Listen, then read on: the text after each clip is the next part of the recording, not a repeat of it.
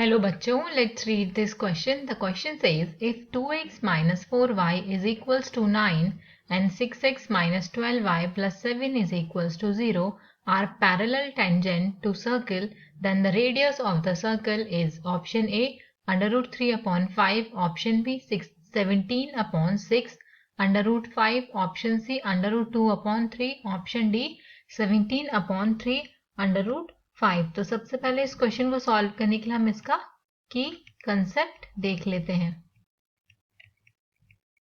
अगर हमारे पास कोई लाइन की इक्वेशन गिवन हो y1 is equals to m1x plus c1 के फॉर्म में, तो यहाँ पर जो m1 होता है दैट इज द स्लोप, जो उस लाइन का स्लोप होता है, स्लोप ऑफ लाइन होता है।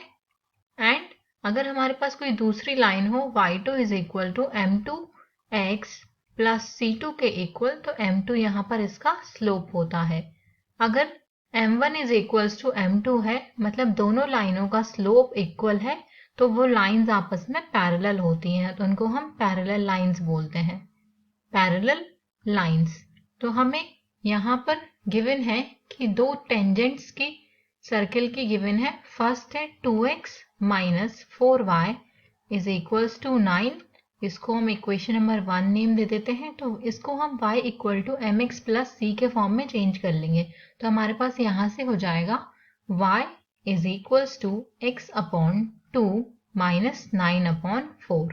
तो यहाँ से हमारे पास m1 जो आया वो आया 1 अपॉन 2 और c1 की जो वैल्यू आई वो आई माइनस का 9 अपॉन 4 के इक्वल।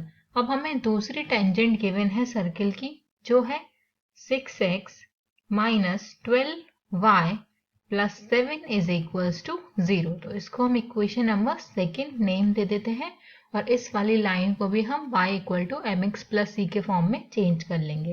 तो ये हो जाएगा y is equals to x upon 2 plus 7 upon 12। तो यहाँ से m2 की वैल्यू आ जाएगी हमारे पास 1 अपॉन 2 और c2 की वैल्यू आ जाएगी 7 अपॉन 12 के इक्वल। तो यहाँ पर m1 is equals to m2 है, तो मीन्स दोनों की दोनों लाइंस पैरेलल हैं।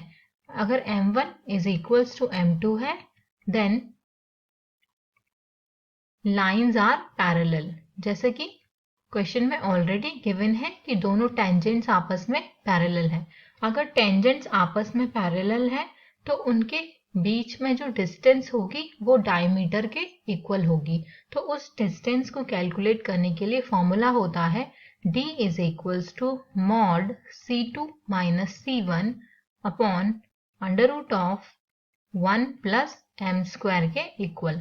तो यहाँ से हम वैल्यू फाइंड आउट कर लेंगे d की, तो ये हो जाएगा d is equals to c2 की वैल्यू है हमारे पास 7 अपॉन 12 माइनस माइनस प्लस हो जाएगा क्योंकि c1 के साथ माइनस वाली वैल्यू है, तो हो जाएगा 9 upon 4 mod divided by under root of 1 plus m square. तो दोनों m की वैल्यू 1 अपॉन 2 के इक्वल है, तो यहाँ हो जाएगा 1 अपॉन 2 का स्क्वायर। तो इसको सॉल्व कर लेंगे आगे, तो यहाँ पे हमें सॉल्व करने पे मिलेगा 7 plus 27 upon 12 into under root 5 upon 2।